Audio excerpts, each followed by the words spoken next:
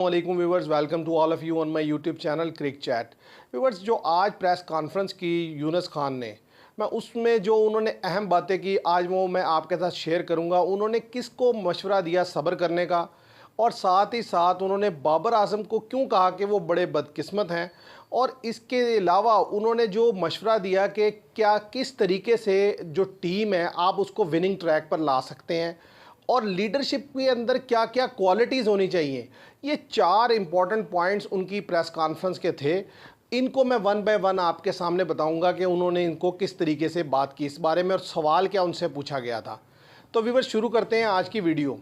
अगर सबसे पहले सवाल की तरफ आ जाएं, जो सबसे पहली बात उन्होंने सब्र का मशवरा दिया, वो उनसे एक सहाफ़ी ने सवाल पूछा कि जो मोहसिन नकवी हैं वो कह रहे हैं कि टीम में सर्जरी होगी और एक बड़ा ऑपरेशन होगा, सब लड़कों को जो है साइड लाइन किया जाएगा। इस तरीके का एक सवाल उनसे पूछा गया, जिस पर उन्होंने ये जवाब दिया कि मैं नहीं समझता कि टीम में कोई बहुत बड़े पैमाने पर सर्जरी की ज़रूरत है।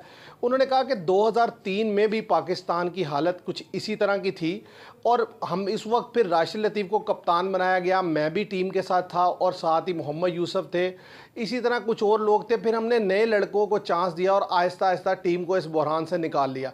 उन्होंने कहा आज भी सिचुएशन यही है कि सबको मिलकर बैठकर जो मेन प्लेयर हैं उनको एफर्ट करनी होगी, और लोगों को चाहिए कि वो सब्र करें।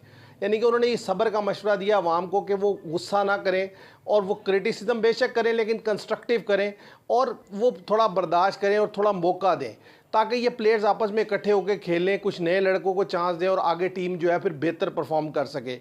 तो ये तो मशवरा था उनका जो आवाम के लिए।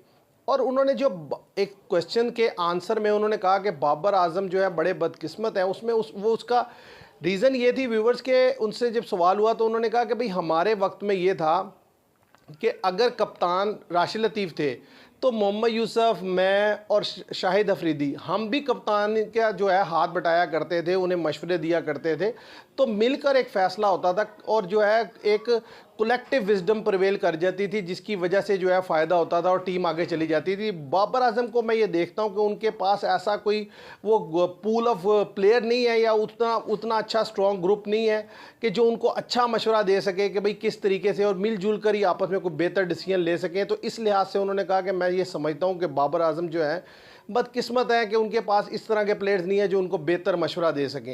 लेकिन यहाँ मैं थोड़ा सा व्यूअर्स अपनी बात ऐड करना चाहूँगा कि बात यह है कि ये पूल भी बाबर आजम ने खुद ही क्रिएट किया है कि आप जब अपने उन दोस्तों को ऊपर लाएंगे और चांस देंगे जिनके अंदर इतनी कैपेबिलिटी नहीं है, जिनके अंदर इतनी एबिलिटी नहीं है कि वो इंटरनेशनल टीम प्लेयर्स के सामने जाकर खेल सके, जैसे शादाब खान को आप देख लें, और तो फिर ज़ाहिर है उनकी जब अपनी सोच इतनी होगी, वो परफॉर्मेंस उनकी नील होगी, तो वो क्या मशवरा देंगे गेम के हवाले से, उनकी क्या गेम अवेयरनेस होगी। तो मेरा तो इस बारे में ये है।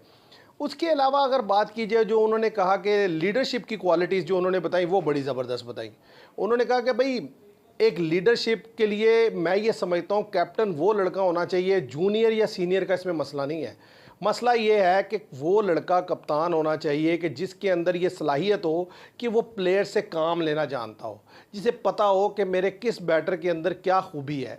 और उनका ये कहना था कि जो बैट्समैन इवन डगआउट पे बैठा है या 12वां 12th मैन भी है, तो अच्छा कप्तान वही होता है जिसे अपने हर लड़के की एबिलिटी क्वालिटीज़ को पता हो, और वो जानता हो कि मैंने किस सिचुएशन में किस बैट्समैन से कहाँ काम लेना है। और एक लीडर को मोटिवेटर होना चाहिए, बैटर हो या बॉलर हो, अपनी स्किल तो उसे अच्छी करनी है, लेकिन साथ ही साथ उसके अंदर इतना करिश्मा हो, इतनी मोटिवेशन हो कि वह दूसरों को भी मोटिवेट कर सके कि आप इस तरीके से अगर मूव ऑन करेंगे तो आप बेहतर परफॉर्म कर सकते हैं और टीम के लिए बेहतरी ला सकते हैं, और आपको पता हो कि भाई कौन सा प्लेयर किस टीम के ख़िलाफ़ जो है बेहतर खेलेगा। और ये मैं समझता हूँ कि ये वाकई उनकी बात बिल्कुल ठीक थी, और इसकी क्लियर कट एग्जाम्पल हमने वर्ल्ड कप में देखी रोहित शर्मा की तरफ से। जब उनसे पूछा गया रोहित शर्मा से कि आपने 3 या 4 स्पिनर क्यों लेके जा रहे हैं वेस्ट इंडीज़ के लिए, यूएसए के लिए, तो उन्होंने कहा कि जब मैं वहाँ पहुँचूंगा तो आपको पता चलेगा कि ये क्यों लेके गए।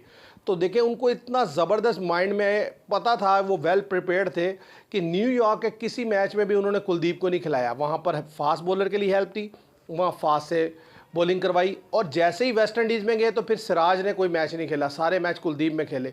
इसका मतलब है कि जो कैप्टन था उसका ब्रेन इतना क्लियर था, माइंड इतना क्लियर था कि मैंने किस तरीके से लड़कों को यूटिलाइज़ करना है और किस सिचुएशन में किसको खिलाना है, और उसी से उन्होंने मैच जीत लिया। तो यूनुस खान ने ये जो बात की बिल्कुल ठीक है। ऐसे ही जो उन्होंने व्यूवर्स लास्ट में उन्होंने दिया विनिंग फार्मूला यही है, उनका ये कहना था कि हर लड़के को खुद अपना जो है एहतसाब करना चाहिए, अपनी स्किल्स को, अपनी एबिलिटीज़ को, अपनी परफॉर्मेंस को बेहतर करना चाहिए।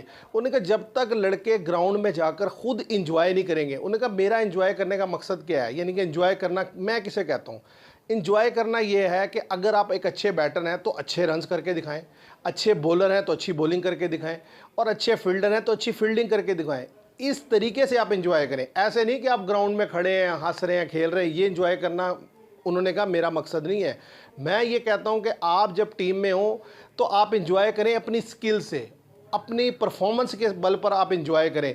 तो अगर ये लड़के मिलकर खेलें और साथ ही साथ हर लड़का अपनी परफॉर्मेंस को एंजॉय करे और अपना 100% देने की कोशिश करे और फिटनेस प्रूव करे, हर लड़के को फिट होना चाहिए, उसकी स्किल्स बेहतर होनी चाहिए, फिर आप देखेंगे कि विनिंग कॉम्बिनेशन आपके सामने आएंगे और आप विन करेंगे। जैसे हम पाकिस्तानी चैम्पियन जो है ये चैम्पियन लीग में मुसलसल 3 मैच जीत चुके हैं, इंडिया को भी हराया है, वेस्ट इंडीज़ को भी हराया, ऑस्ट्रेलिया को भी हराया, तो बहुत बड़ी बात है।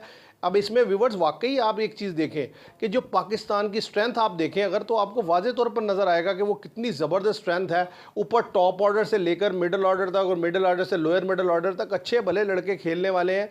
तो जाहिर है ये जब भी इस तरह का कॉम्बिनेशन किसी भी टीम के पास होगा वो बेहतर परफॉर्म करेगी।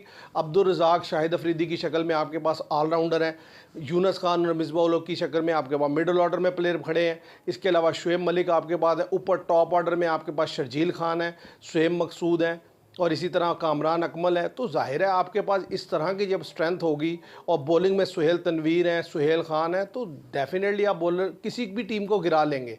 यानी कि कहने की बात ये, अब ये तो एक लीग हो रही है, सब लड़के रिटायर हो चुके हैं, लेकिन जब भी कोई टीम जीतती है उसके लिए जो फार्मूला है, जो पैटर्न है, वो ऐसा ही होना चाहिए।